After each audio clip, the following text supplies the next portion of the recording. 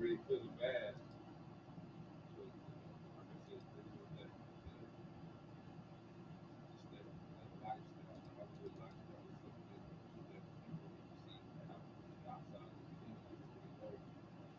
did Rosewood as well.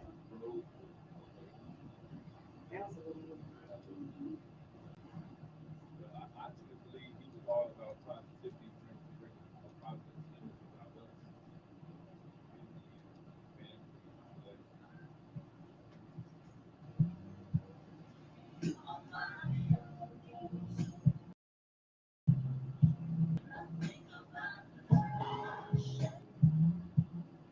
He just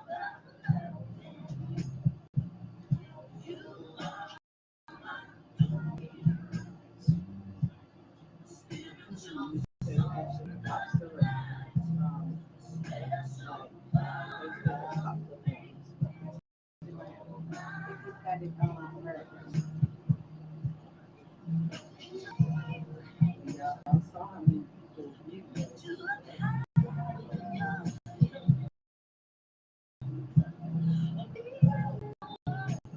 Oh, Teresa is on. Have people now Ah. trying to like I guess Hey, everybody. like share.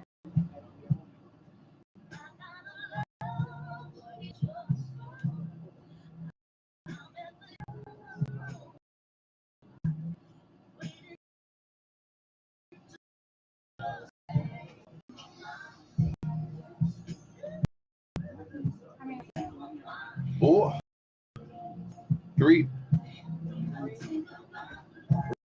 Ray, Teresa, and we got 225. I got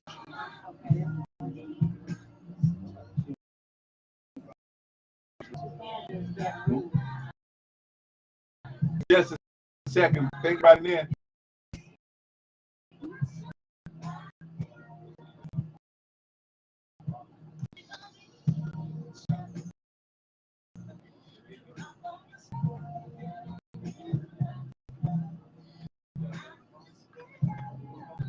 No, I don't have a thousand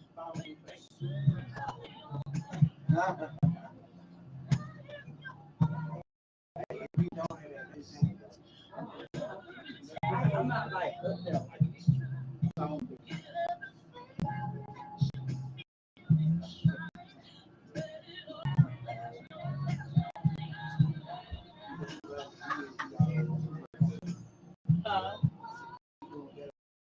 You better right here now.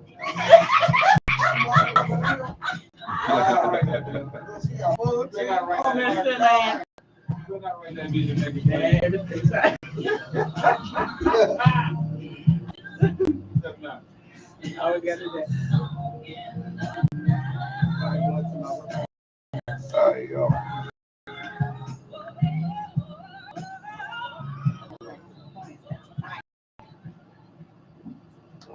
Hallelujah. Here we are. Another night of relationship maintenance. I tell you what, we got a full house tonight. Hallelujah. So great to have everyone here. I'm just let all of my wonderful co-hosts go around and introduce and say good hello to everybody. Hello everyone, this is Frederica. Opening that night, we had a very productive and fruitful Monday night relationship meeting. Good evening, everybody. It's good to be here. Your motivational chef is in the house. Grace and peace with every And listeners who are that are tuned in via wow, we got a lot of people on tonight. Thank y'all for joining via a free conference call. Thank y'all for joining. I appreciate it. Yeah. So thank everybody who's in. Thank you so much.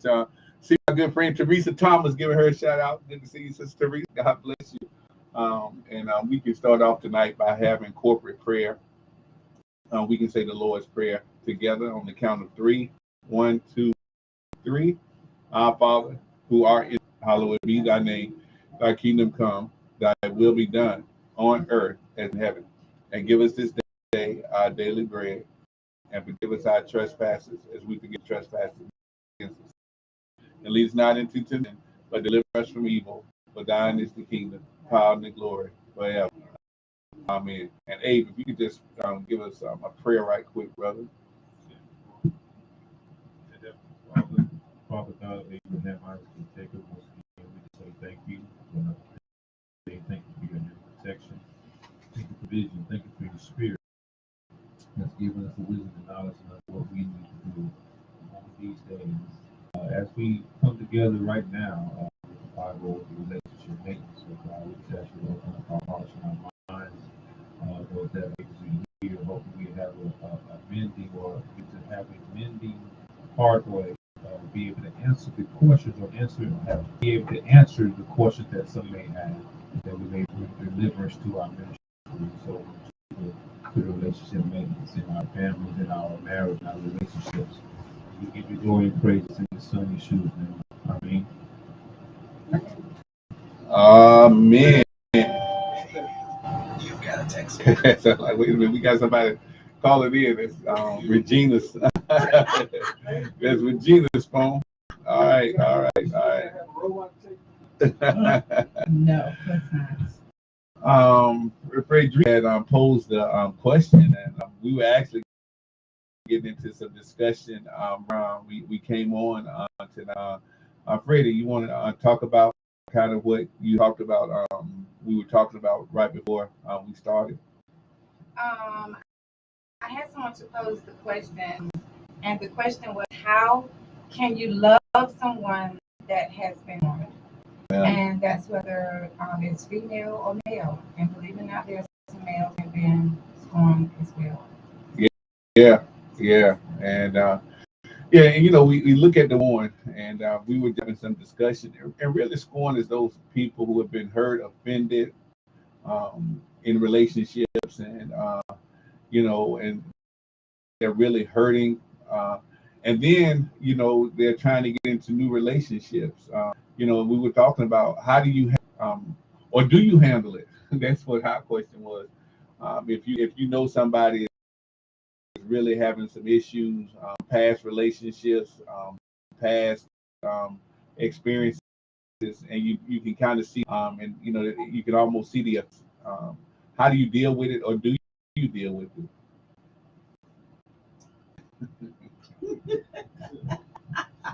Well, listen, I would just say there are a lot of females who are out there scorned, but there are also some men too. Men just don't talk about it. Instead of talking about it, they act. They act it out, and they're gonna bring up something that may, make a little sense of what's going on. But when it comes down to abuse, I think when they always say hurt people, right? Because they don't know how to communicate. Their scorn is coming out in their actions when they start putting other people. Yeah, wow. That's interesting, and of course, the physical abuse is, you know, that's terrible. But a lot of times when people are not physical abuse, people don't even notice it.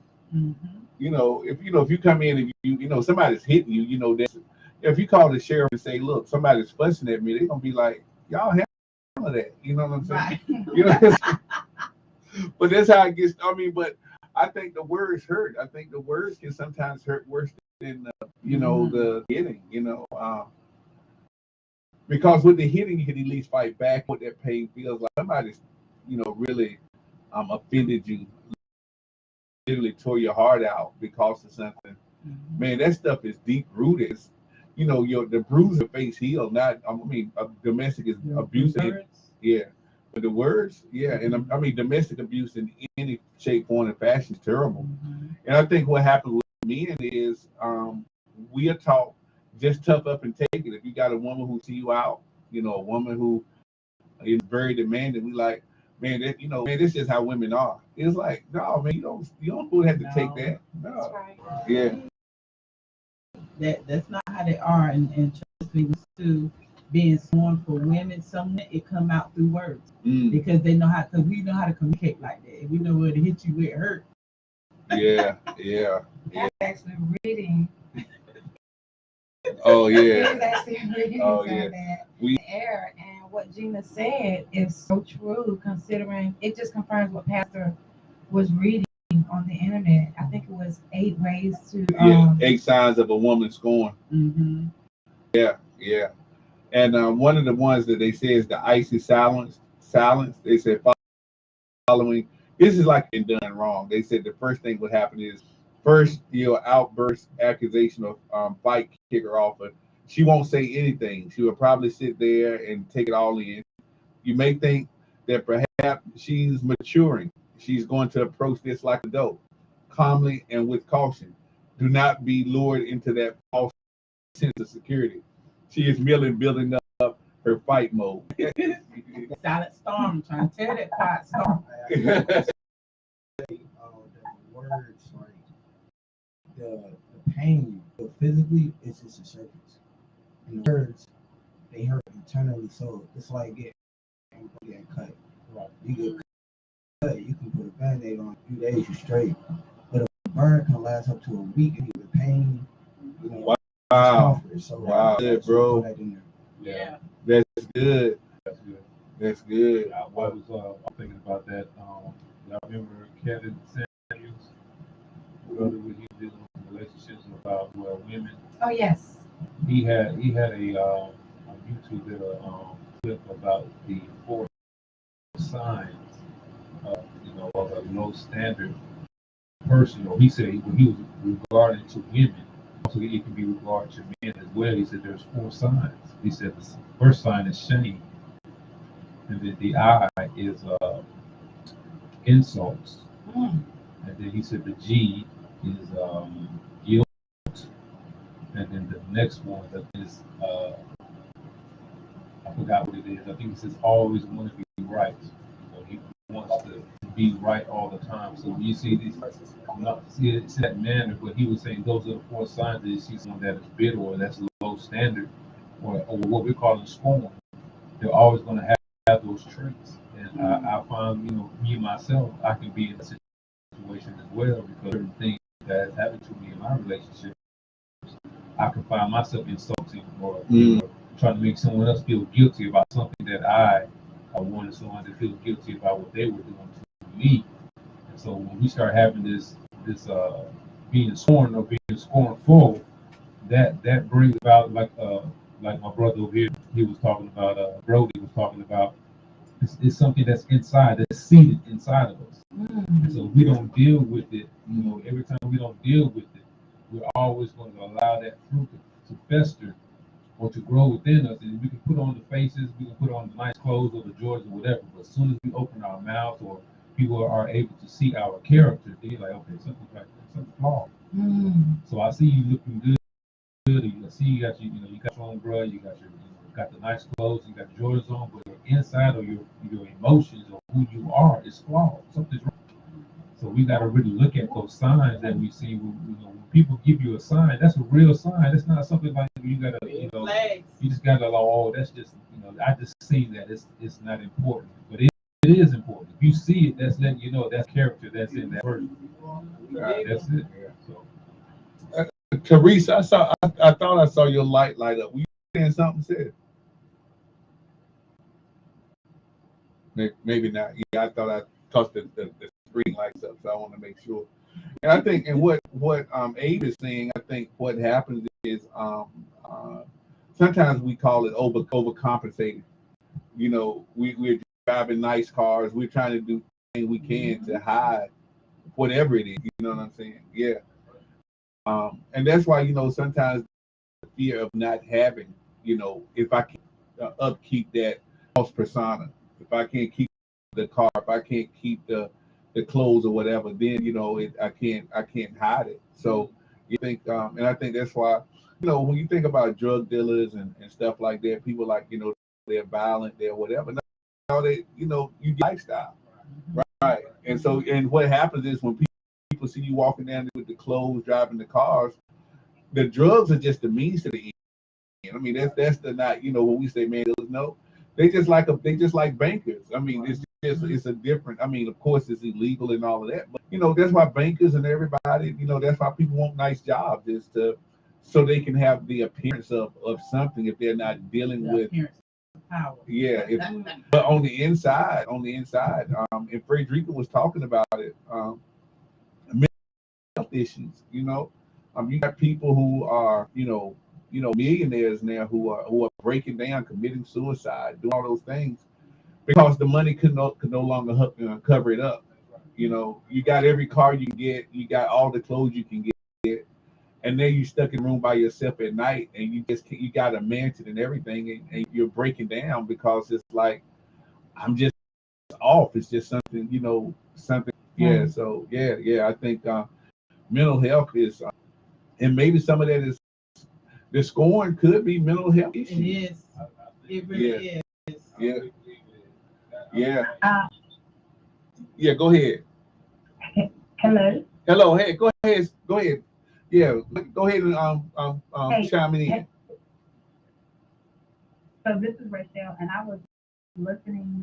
This is what you were talking about with like the material things and trying to overcompensate. I can truly have lived a lot of my life. I'm gonna say maybe a decade of my life doing that, and you guys were hitting right on everything. And a lot of it had to do with being scorned from a relationship. Wow. And what it did for me, it was like a temporary fix, like a temporary high. So it was like a band-aid. And so I would shop, and it was just so good. My adrenaline is running and everything is going. And that moment I'm feeling well, but it's like I get home or to my destination, drop those bags. The whole form that I never dealt with is still there. And a lot of foreign turns mental because a lot of foreign turns mental because it's never addressed or talked about. It's never exposed. So that's what happened with me for a long time. I sat in the seat of scorn for a very long time, trying to cover with materials, and that was just a temporary fix for maybe like 30, 45 minutes, maybe even an hour. But then, like I said, when I come in and hang all clothes up, put all the perfume under the cat, put the shoes in the shoebox, tucked back in the back of the closet and sat down, I was still sitting in that same seat of misery. Good Because God I never Almighty. dealt with it, and it turned into an emotional issue. That's right. That's right. Carla, can I ask a question? At what point that was something you have to deal with? When did you come to a realization like this is not this Band-Aid is no longer working? What brought you to that point?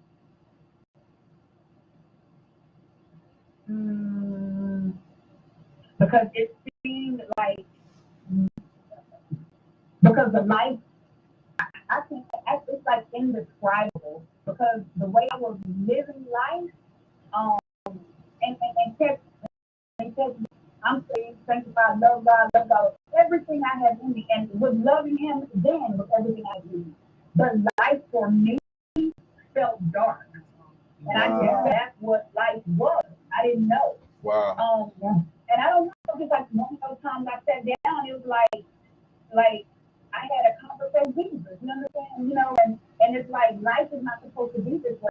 But for a very long time in my life, I went through life like that. It just felt very dark and very heavy. And I didn't even know, you guys, I was in deep depression. But I thought that was just how life was. So it was in those moments when I'm sitting down on my sofa or at the edge of my bed, rocking like something isn't right, but I don't know what it is because surely God is way. So it was just like an awakening moment that I had with Jesus and an awakening moment that I had with God. And you're looking around at everybody else and seeing how they're living life. And I know you're not supposed to compare, and that's not what I was doing, but the comparison is really because, wait, something is not, like I don't mean, excuse me, brother, but she's my best friend. And I wrote a book. I remember asking her, crying, brother can attest to this, are you happy? And Fred was like, yes. And I said, really?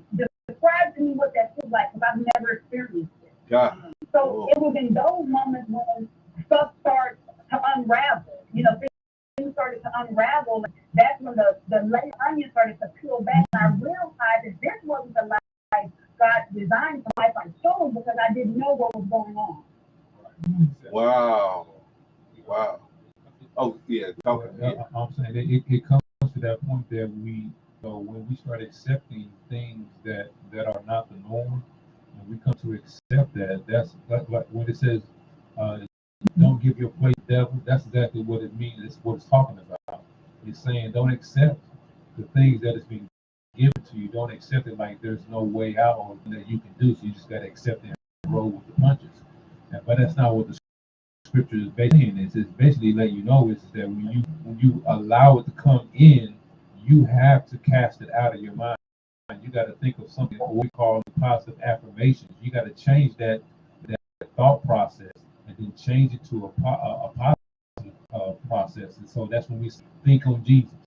Yeah. Or you give it over to Jesus, he'll work it out. So when we're looking at Jesus as the healer or Jesus as the word that gives you life and the word that gives you healing, now we got to start looking towards that instead of giving our place to the devil. So we're looking at giving our place to the devil is basically what it's saying is that we're dealing with certain things that we don't want to happen or we don't want it to be in our lives, but we're accepting it because we're thinking that is the norm. And that's what we're supposed to be as believers right now. We got to be able to overcome those things that has happened to us in the past. So now I understand why Paul says, "I press towards the mark of the prize of the high calling." So I'm forgetting those things that are behind me, but I'm pressing towards the mark that's in front of me. So what he's saying is, I'm forgetting those things that had happened to me, but now I got to find a not a substitute, but I got to find that positive foundation or that strong foundation is going to help me move forward. And like the sister saying, we all do that. There was times, man, I'm driving in my car. I'm like, how did I get here? Like, where did it happen? So, Yeah. Once I ask questions and I'm asking the Holy Spirit to give me that, man, it goes all childhood. So when I start looking at the things that are my childhood, I gotta realize and face the fact, like, hey, even though I thought it was the norm, it was wrong. My parents, whoever it was wrong. Mm. So I started accepting that. Then I was able to move forward to the things that. Yeah, come on. Go ahead. Man, Absolutely. so that's good, and I think everybody has their own personal experience with how they handle like and emotions and things like that. So what I've walked into or what I have come into from my own personal experience, and I love that scripture that says, "Where I'm pressing towards the mark of a high calling," that means I'm going to forward. So what I've learned to do with the help of God and the guidance of God is my past served a purpose.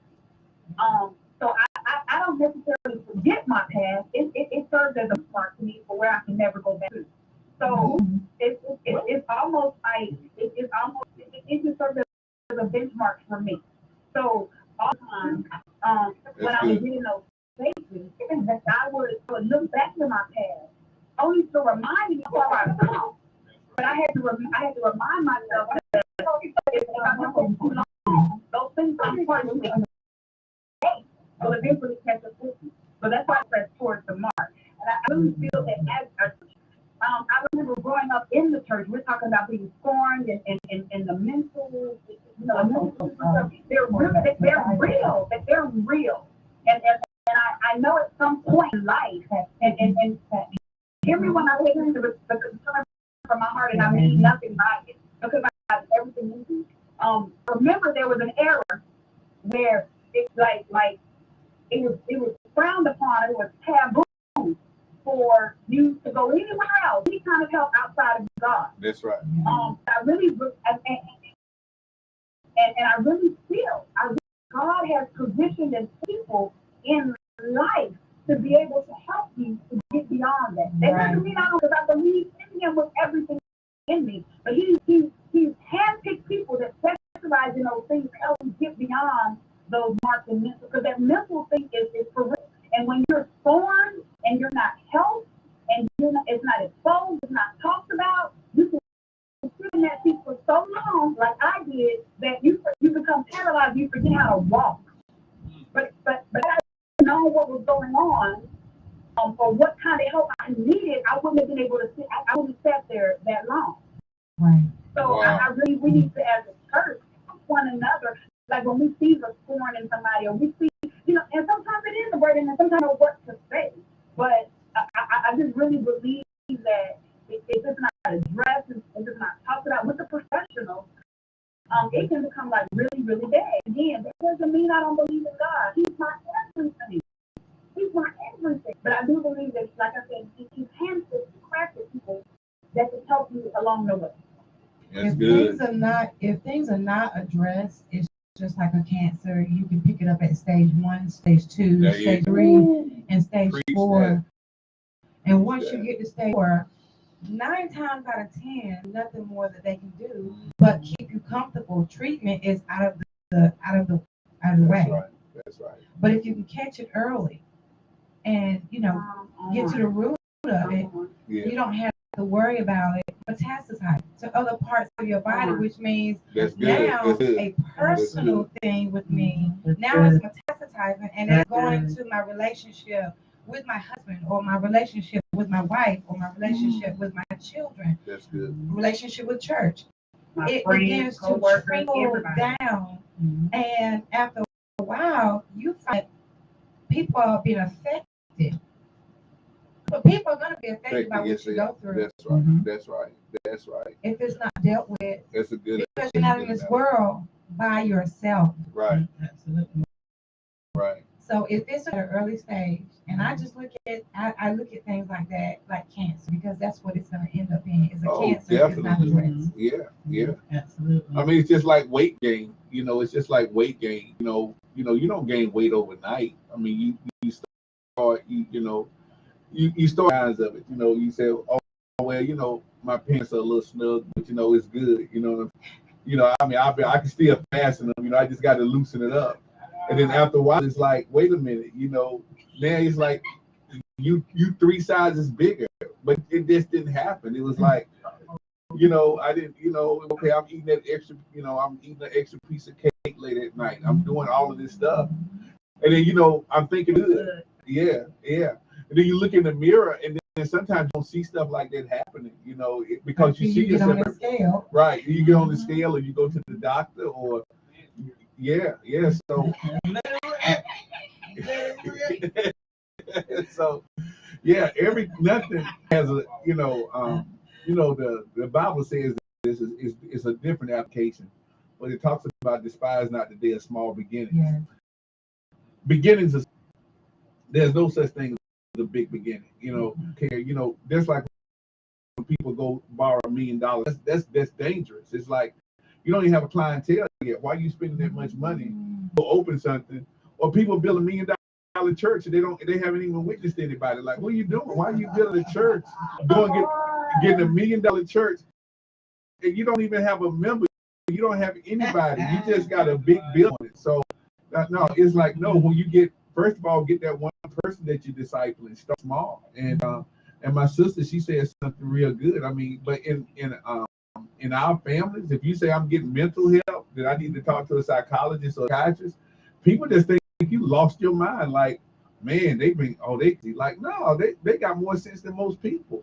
Because I think everybody, listen, I'm gonna tell you, I mean, yeah, I'm a pastor and everything, but I think everybody in life should have at least one session with a psychiatrist, just to talk, just to let them hear you, man. We get physical. That's amazing. We get physicals every year, but we never check our mental health. Yeah. Why don't we have a mental? Just to say we have a physical. And it should be part of physical. Yeah. Why don't we? Right. There should be a yearly exam. Like, oh, we go just examine where you are mentally. Are you okay? But you know what, though, Pastor? They do, but they lie. Oh, we do. They do. They had in there people lying. It is funny. They sure do. They ask you. No. No, they do ask us. They have those questionnaires and they be lying. No, but what it is, to answer that question, he was saying why they don't promote it. It's the same reason why they don't promote people having their own businesses while you're in school. They don't teach you in school from middle school to high school how to be an entrepreneur. They teach you how to work for somebody. Wow. You see what I'm saying? So it's their propaganda. It ain't in their propaganda to wake our minds up. That's really where it's at. Wow, that's strong. Yeah. So wow, y'all made man, these are great, great, And great what I would points. say to Pastor is, I was actually in a relationship where it didn't stem off of relationships; it stemmed off the parent alone, and I had to deal with that. Oh, You okay. know, so pretty much I'm mad with mama, so you resemble mama too. Oh, you watch that. That Wow. part. That's what they don't talk about. Transparency. Transferring our mental states into other that's a danger. Yeah, because most of the time, if you're in a new relationship and you start having problems early, it's like, wait a minute. I mean, how are we having problems day 4? What's causing all this? Where's all this animosity coming? Ever? You know, if you miss texting back, it's like, are you cheating? Like, wait a minute. Oh, wait, hold on. You text me at 5 o'clock and it's 5:30. I don't know what I'm doing, but I had to text you back yet. It's like, why can you text me back? It's like, it's just a text. It's like, as soon as Let me chime in there. 202. 202. There you go. Preach 202. Well, I need to calm down. I've been on the line since 8 o'clock. I was waiting. I was like, oh, they just forgot about me. No, we don't need to introduce you. You just kicked in, bro. Number one, the question is, can you love a man or a woman that's born? How can you? Right? And, or how can you? Yes. I don't know if you can. Right? Well, I guess, let me say this. It depends on how long this person has been and whether or not this person has any type of health. And it doesn't always have to be mental, it could be emotional, and it could be psychological, because, a lot of times, when we go through things, necessarily seek professional help, I can tell you that I did not.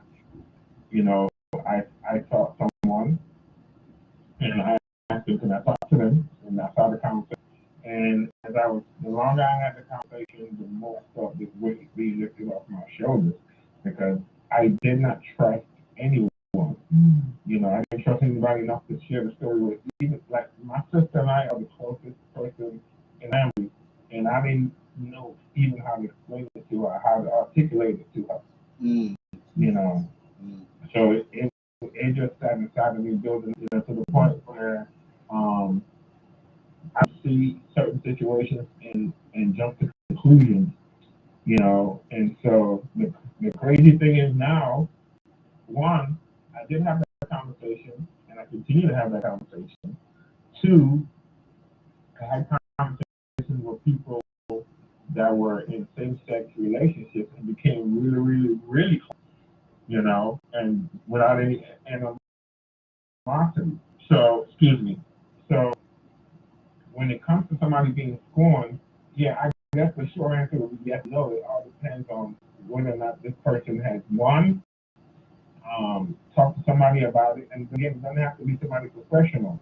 Sometimes talking to somebody that just having a, they don't even have to give you answers. They don't even have to give you suggestions. They don't even have to give you recommendations. Sometimes all you need is somebody to just listen so you can vent, and that's where the healing process starts. Because that's how it would be.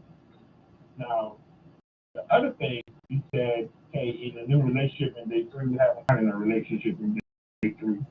You're not in a relationship in day 4. Okay, I don't know what kind of relationship that is, but early on, those are not relationships. Those are conversations. This is me trying to get to know you. So nobody can say, oh, I met this guy and tomorrow we're in a relationship. That is somebody living in a fantasy world. Okay?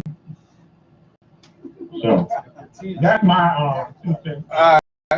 We good. I'm just glad you said something 202. I'm like, where you at, man? I'm just good voice, bro. Yeah. And I guess, and like what he's saying about not being, I'm talking about when it's hard for you to even get to know people. I mean, when or you can't disagree, and be careful when you're having conversations and you're always trying to deflect. You know what I'm saying? You can feel people. You ask them, well, why is your hair that way? I don't like my hair. Like, listen, wait a minute, man. It's like, hey, I'm just asking. Is that the style you normally wear or whatever? Right. But when any question becomes defective because they're bringing it in, that's just that's not good. I mean, and that's a lot of times I think that's where Abe was talking about, the offense part of it. I think when people, you can't hardly ask anything. Where do you want to go to eat? Well, why I always got to be somewhere to eat? Like, what? This is like, man, what is the issue? So the question is, Pastor, is you ask the question, why do you want to be in a relationship? Should you ask yourself that before you get into one? You got it, bro. Right. Do I want to be in a relationship because I don't want to be lonely, or do I want to be in a relationship because I want to actually want to be in a giving, and to be in a wholesome, or do I just I'm just lonely? Some people just want to be in a relationship, but they don't want themselves. I think I heard somebody on the phone wanted to call. They accept me for who I am. Yeah. I was gonna say, man, you have to ask yourself. So if we're going to how do you love somebody or be with someone that is scorned, I believe for that scorned individual, whether it's male or female, before they even try to embark upon a relationship, they need to heal. Yeah. Because that's what's going to that's what's going to cause it in the relationship. And it doesn't have to be like a total healing, but just enough to be able to be in a relationship, enough to be workable. Hey, So that's good. That's good. I like that. That you don't, that because the person that is for you can help you to get to the total healing, right? But you just have to get to a place, to me, where you can embark upon a relationship so that somebody can at least be there to try to love you. Sometimes all you need is somebody to genuinely, authentically, unapologetically, sincerely show you love. But I can't, if I'm scorned and I'm trying to get in a relationship with somebody that's anyway, I'm going to run him away. Because I don't know if he'll have the patience to that unhealed part of me. I got a little for the most part, it's right. But the only part I feel disagree is when she stated that you quick to go out. I'm not religious, of course, but yeah. But the Bible speaks on a verse that says, "My cup runs over." Should see. Okay, so what I took out of that in my aspect of today in time is he was speaking on how much he loved himself, that he was able to give more than enough to the entire world. And it wasn't enough to where, okay, I'm healed, I'm okay, but I'm gonna take on some more. No, it was where when he was speaking that, I'm in love with myself in totality, much so that there is absolutely no type of hate that can conquer what I feel, and that I can give more than enough. And I feel that is the example we need to set for ourselves before you seeking something as far as a relationship goes, because you can't go out and fix anything if you're broken yourself. And if you're partially fixed up, you still risk infection. Wow. You still risk infection. You're still exposed to some point. You can get out here, cut yourself, drop a band-aid, and if it's not completely healed to it and touch the wrong thing, it's right back infected with bacteria or germs. Now you got a worse problem than what you had before. And that's usually how those who come out here and they're not ready. No, they're not ready. But the first part, like you said, they don't want to be alone. They don't want to be alone. Yeah. I think that's like when I'm asking my question, I asked that. I was saying that to myself. I'm like, why do I want to? At one point, I was lonely, and not only that, I like cake. Right. ain't gonna lie, but that's exactly what it is. So when I'm looking at that in that aspect, so I found out that the things that I was needing is just for my fleshly and for my just for my what we call being a lonely phase. But now I'm looking at it is that I need someone to build with me. I need that structure as far as dominion over the earth. I need someone to help me have dominion over the earth. Mm-hmm. And not even with that, but also be able to help me in my situations or help me with myself when I'm not able to help myself. I need someone to be able to Oh, understand. that's covenant. That's what covenant You know what I mean? is. So That's those covenant. are the things asking or telling myself now why I want to be in a relationship or why I need a relationship. Because that's more important for me instead of just having my fleshly and my more gratified because of where I'm in or where I'm at the time. Because it doesn't really make me any difference because I'm continue what it's going to continue to do is allow me to stay in the same situation that I'm in. So it's going to be more of an enabler and more of a help to me. So those are the things I got to ask questions now. I just can't say I'm ready to be in a relationship. No, I'm like, why do I want to be in a relationship? Right. And Abe, you made a good point. Hey, let me. Go ahead. Go ahead, Frank.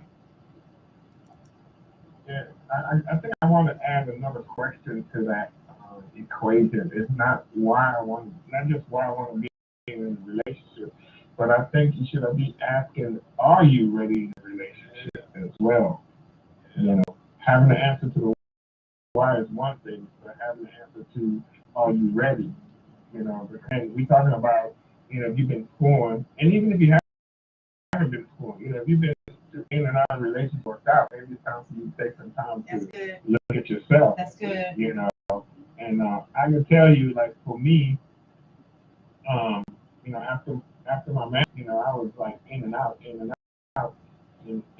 had to take time, and I'm still working on that. One of the things people don't understand, there's a difference between alone and being lonely. And if we don't know what that difference is, we confuse that. So we gotta understand that difference. Being alone don't always mean, that because you can be in a relationship and still be alone. Yeah, it's true that, bro. True that.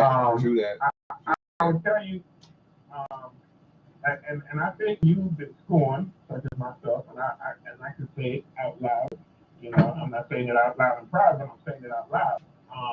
It's easy for you to recognize what other people have, because I've encountered many. I ain't gonna say many, but a few, at least a handful of women that have been scorned, and I was able to, and based on some of the things, I would say something like I give an example, like one woman I met, and we were having a relation, and one day I just said babe over the phone or what, we talking, and she didn't say anything, and then but one day I said babe, and when I tell you she snapped off on me. Oh my God. Okay, and I was like, I've been saying this word since, we've been having conversations. Why didn't you say something then? And she didn't even have an answer. She snapped off. And I realized, like, she needs, I know she had, ironically, like the other caller on the line, she wrote a book as well. Ironically, but I don't think she was all healed. Are we still friends to this day? Yeah, we talk every now and then, but, man, she went off. And I was like, whoa, okay. Let me pump my brakes. Let me pull up. But did you have a discussion about it? I mean, what was the? Did you have a discussion about what caused that? Well, she had told me about, like doing conversation. She had, when you're talking to somebody, and for whatever reason, you get over the phone than in person. But we spent a lot of time on the phone because a total different city, total different state. We met through a mutual friend when we visit that person. And so as we began getting to know each other, she talked about some of the things that she's gone through. And when I tell you she had been through some stuff, she had been through some stuff, And so, like, I knew that, I had to be extremely intentional, with what my intent was with her. you know. But at the same time, I just don't think that she was ready because we talked about it after that, and then at the next day, it was like nothing happened, and I was like, I can't play this. I can't shoot, you know.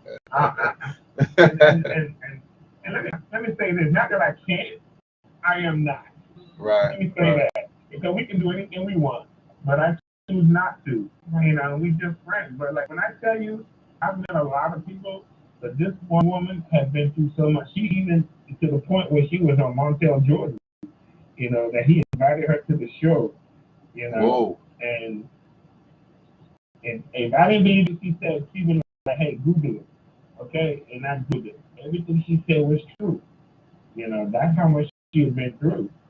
You know, and so again, we are friends.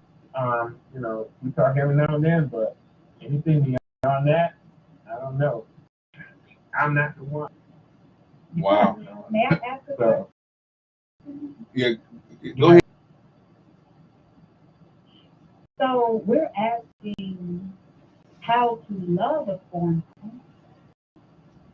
I would love to know how a foreign person will go about healing.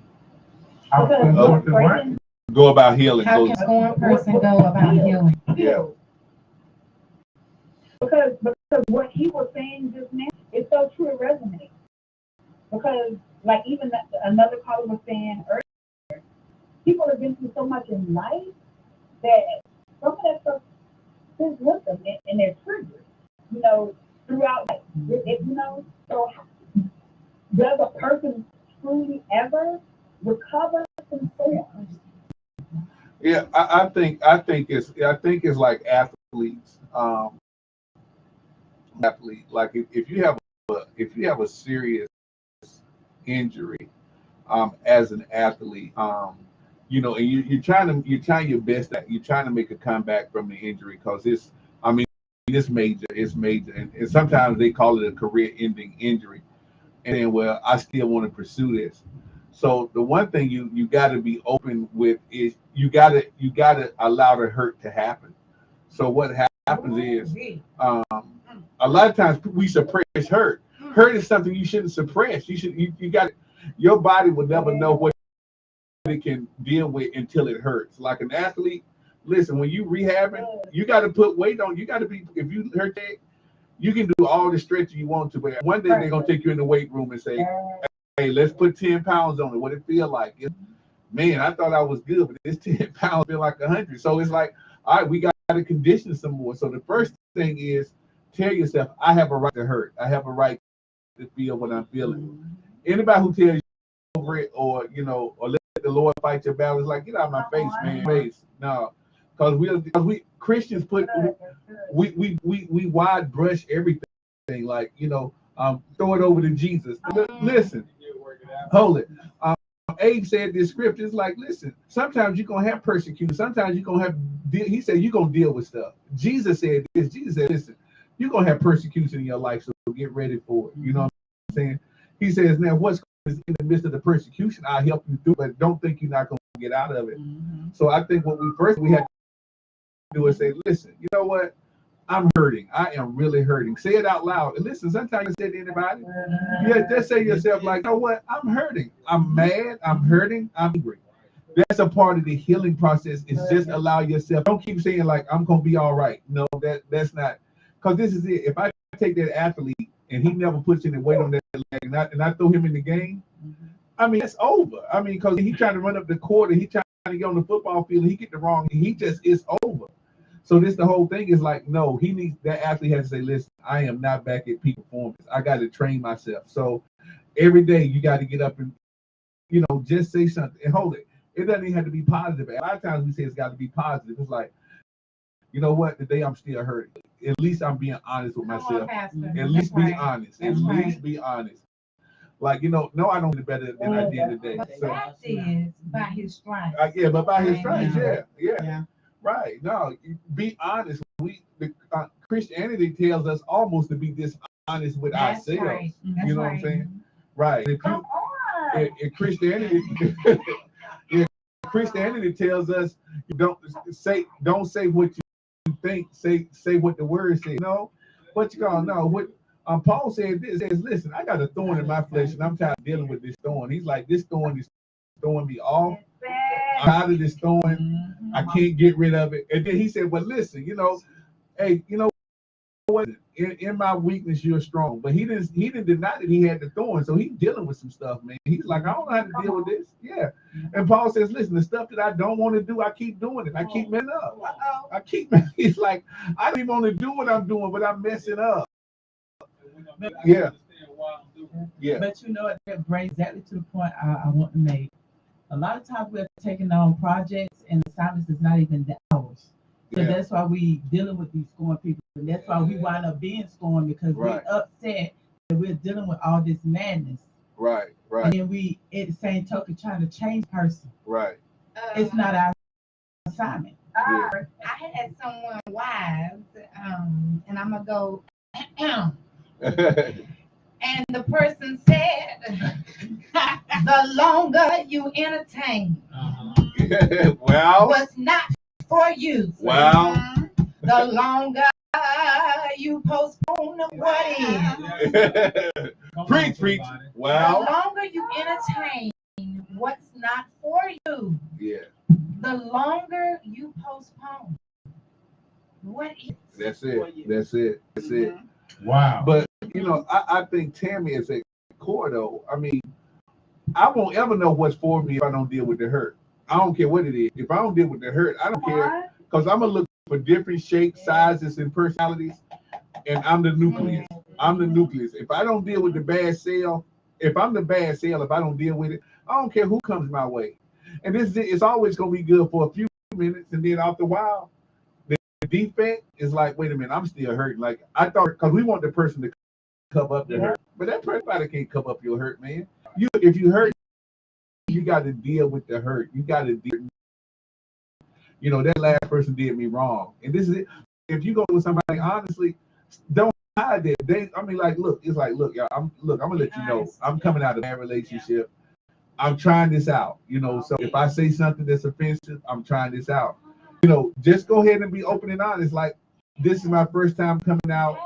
I came out of a toxic relationship. We both had something to do with it. So look, I'm testing my weight. I'm trying to see. So if I say something, if I snap at you or whatever, listen, tell me about it, because I might not even realize it. You know what I'm saying?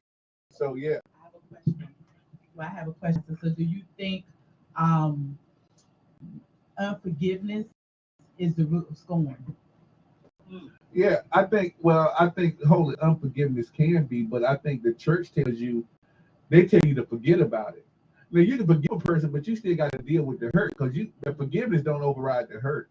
Because sometimes you look, it's a memory. Yeah, it's a memory. So what happens is, it's like you can really forgive somebody to the point that you're not dealing with that. That's cool. I'm cool.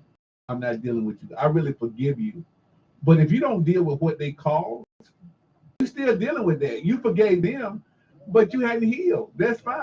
It's like, okay, that person's out of your life. But the train wreck they left behind, you still a train wreck. When you walk away, when you're in a train wreck, this is what people don't show. They said nobody got injured in the train wreck. Everybody's good. But they don't show you the next day when they got cranes out, when they got to bring everything to fix the train wreck. You know what I'm saying? Mm-hmm. So a train wreck is not just getting through it safely. It's like, how do you repair it? Have we lost ours? Yeah. But usually that's not the other person. Usually they're not even focusing on the other side. Right. We don't. Right. We just say, I walked away from it. Right. Those accidents, you don't feel nothing to the next day. Right. The next day. Yeah. Train wrecks. Yeah. They don't even deal with it. They're like, let's get the people out safely. Let's get them out safely. Let's get them to the whatever. And then it's like, wait a minute. Now let's go back out to the site, because now we got these tracks ready to roll again. It's like, that's what it is. Some people walk away from train wreck, other trains, and they like, well, let me just jump on another track. It's like you just left a whole train wreck behind you. Good. It's like, no, man, there are trains turn over. Right. There's liquid coming out. You're just on another train, and you riding smoothly for a minute until it jumps the track. Yeah. So I'm seeing what that is with forgiveness, because sometimes that person can think the reason why the train did wreck, but then they actually had no part. Come on, that's right. So it's, Yeah, that was their thing. so- This is a so different it's train. hard- It's hard to forgive someone. It's hard to forgive someone. You don't know you caused it. When they cause the train. They're the conductor. They're the conductor. But then when they come to you, say, you know what, I was going too fast. Forgive me. Right. That's See, it. that part. Even though I see the destruction, you gotta still forgive that person. Right. That's And it. look, Yeah. another thing, forgiveness and forgetfulness is two different things. We're not built mentally and anatomy. We're not built as humans to forget anything. No, that's It's built in us. It's called defect. Exactly. Yeah, when you And can't so remember. that is something that we have to learn how to channel. Yeah, through. that's it. Yeah, I love that word, channel. Channel it. That's a very Yeah. strong word right there. Yeah. Channel it. Yeah, yeah. Like sometimes, I mean, I'm like, I'm gonna put that in the dummy load. Okay, for those that don't know, a dummy load is something where like we at a radio station. So that if a surge comes in and tries to mess up the frequency or the internet or the tower or the antenna, it will go into a dummy load and it will suppress it. But sometimes it gets overloaded and then it will still cause the radio station to go down. Yeah, it's So good. the dummy load is there to take on a load when it's taking too much of it. Try That's to like put it in. that's like Yeah. breakers. There you go. That's what breakers do. Capacitors In and stuff like that. capacity Yeah. breakers, you There have you go. ones Yeah. that are non-labeled. Labeled, those are the load breakers, basically. So when your power overloads in your house, it doesn't mess up the generator or the electricity.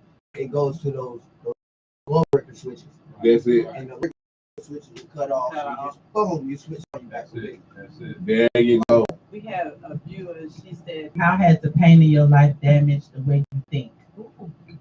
Whoa. For me, I'm gonna keep it real with you. I think it's Rebecca Moore. I'm gonna keep it real with you. You know how the Bible says all things work together for the good of them that love God. Now think about this. When I was going through my struggle, going through the things that I was going through, tell the Lord, thank you. Thank you for the anxiety. Thank you for the fear. Thank you for the hurt. Because now what I'm thankful for and grateful for, now I know how to appreciate it when I see the working together. When I see that I'm showing love and compassion. Good. When I see that I'm say about me, and it doesn't cause me to go to state. That's good. So now That's I'm grateful for the pain that I went through because it's working for my good. So that's how I can answer that question. Dealing with your pain, if you be able to be honest with yourself and say, I'm thankful for what I'm going through right now. That's right. And when you sincerely and truly are for it, then you be grateful for the things to come when you see the love, when you see happiness, when you see the understanding, when you see the You appreciate it. So you appreciate it more. Yeah. So that's why I need to say I thank you for the things that I'm going through. But then it is also you also got to be truthful to yourself at the same time. It hurts.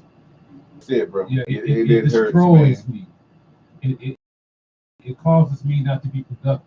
Start saying those things when things are happening in life that causes pain. You gotta be truthful with yourself and exactly what it's doing to you at this moment. But then say thankful.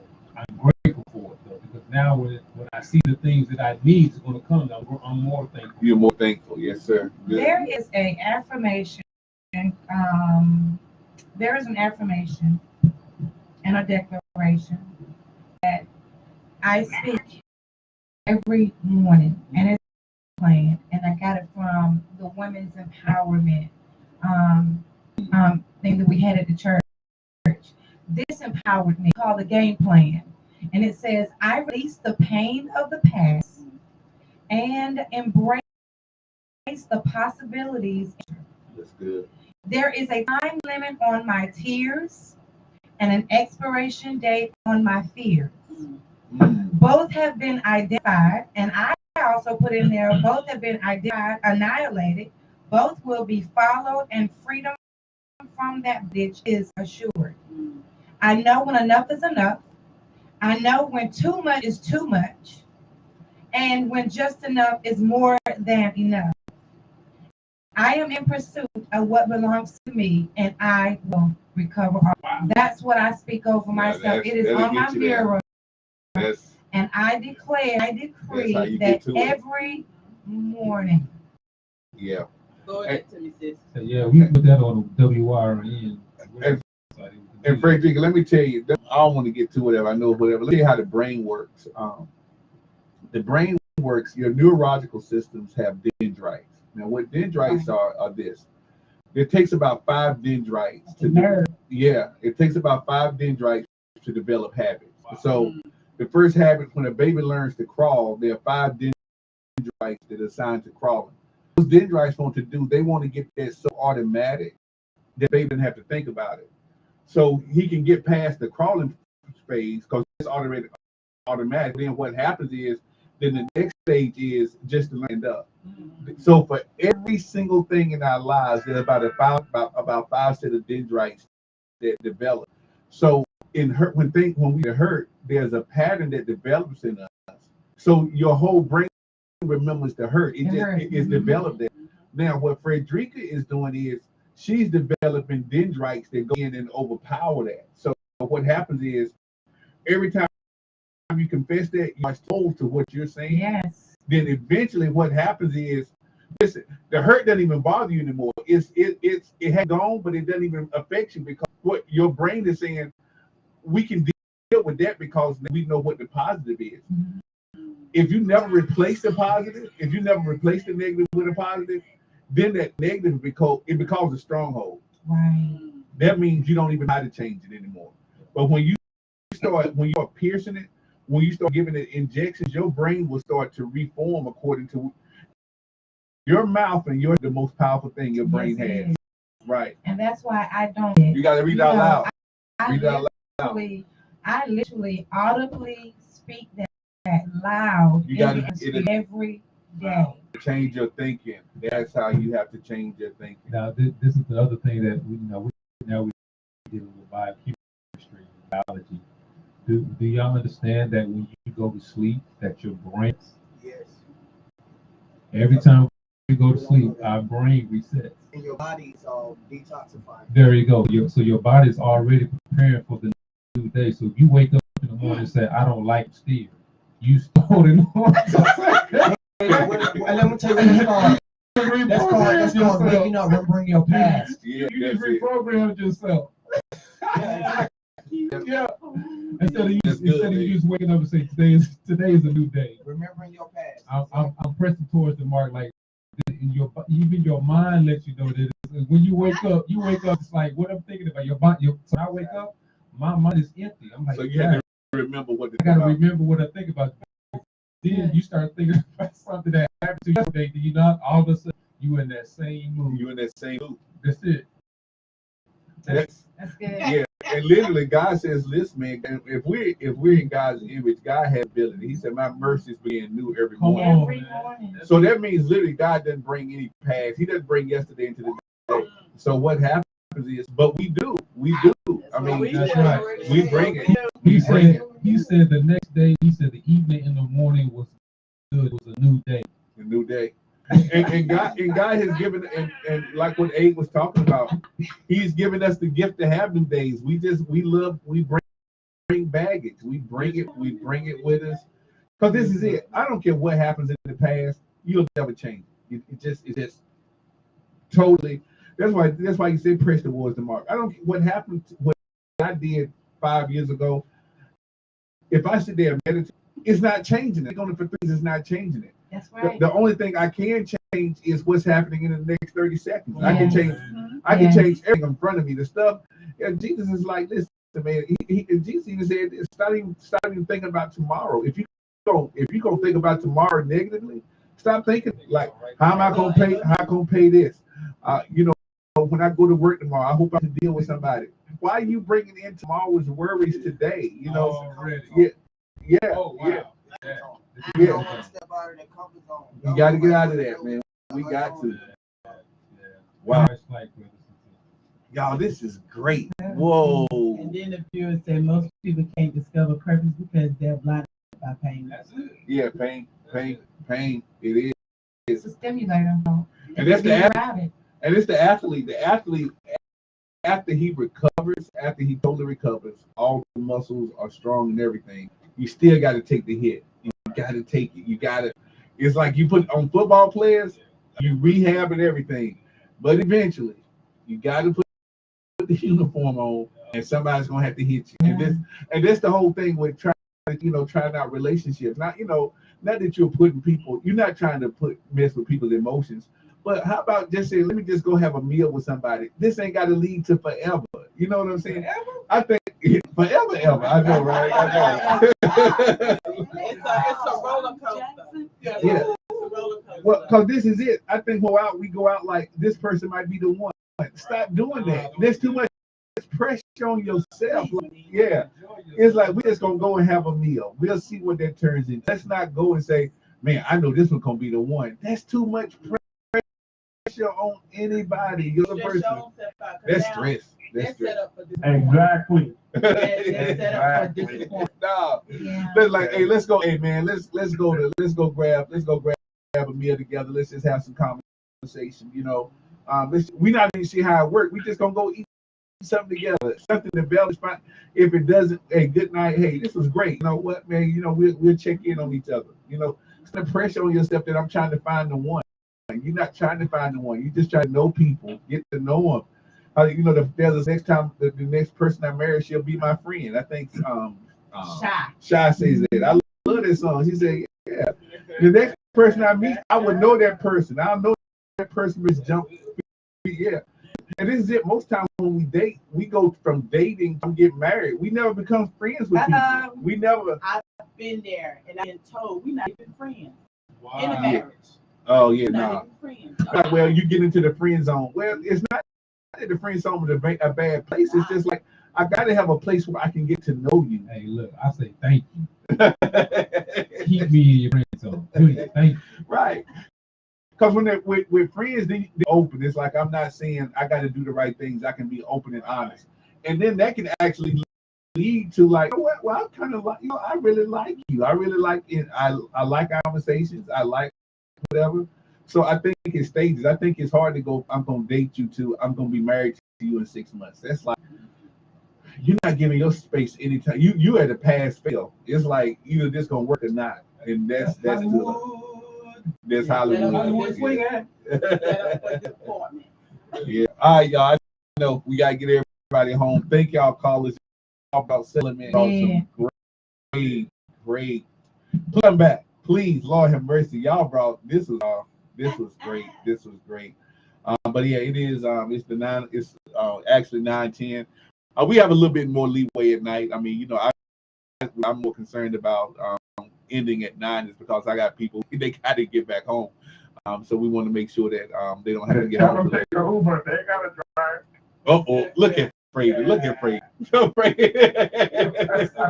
I would say if you ain't for sure will. Don't y'all start. Okay, let's pray, Lord. I'm missing. Let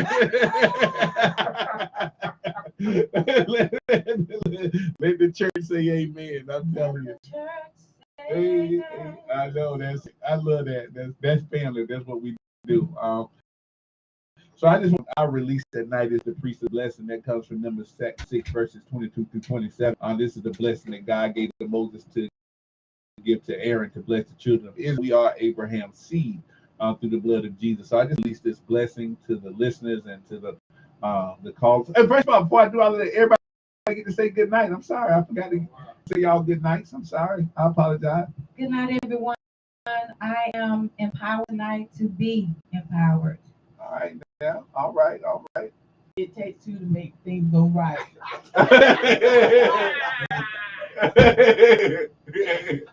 Lord have mercy. From Get loose now. From Minister Rob Bass. I know, right? Well, brothers and sisters. Come on.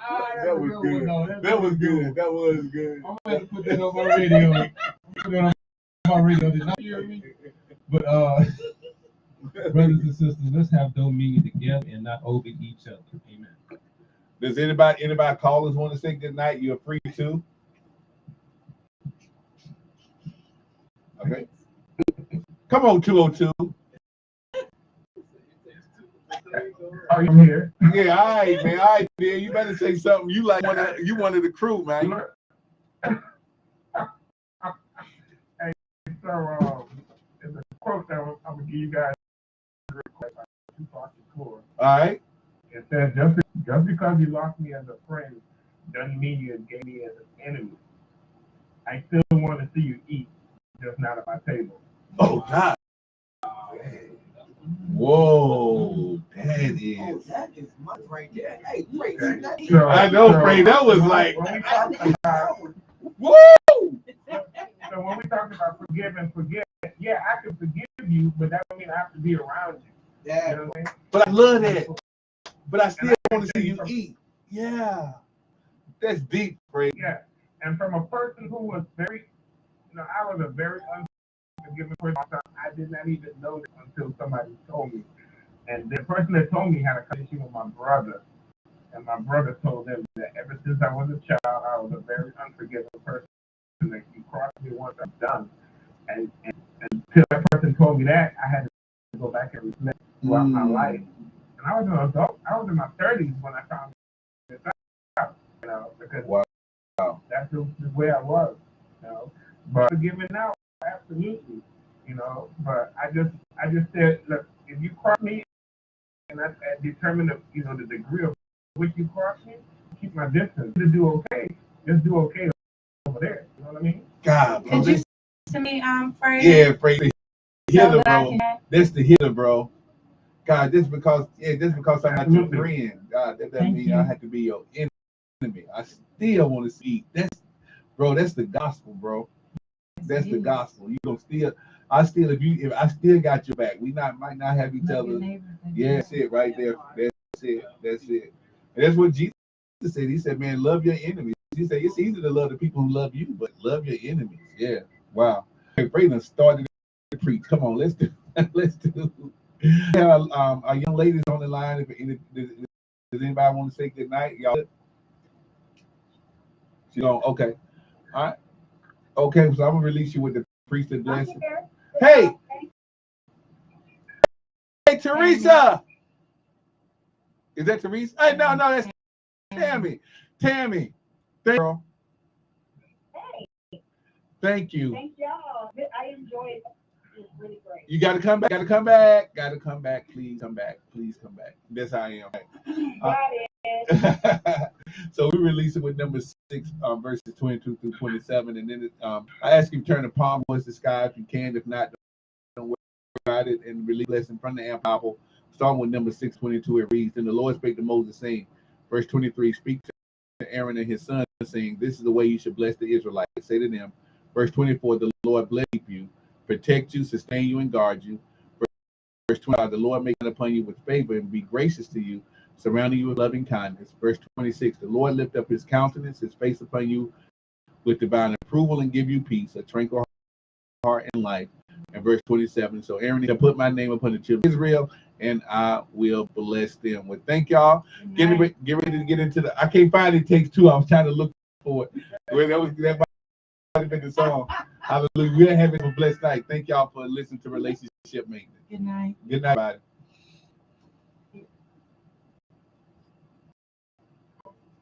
That was Phenomenal. What? Okay, two types of things: violence and going. Man, look. Yeah, let's, man. Look. That boy. Boy.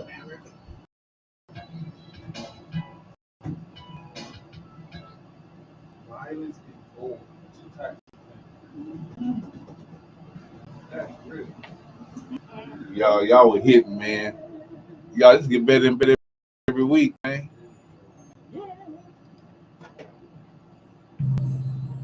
I've been trying to get as many people. Yeah.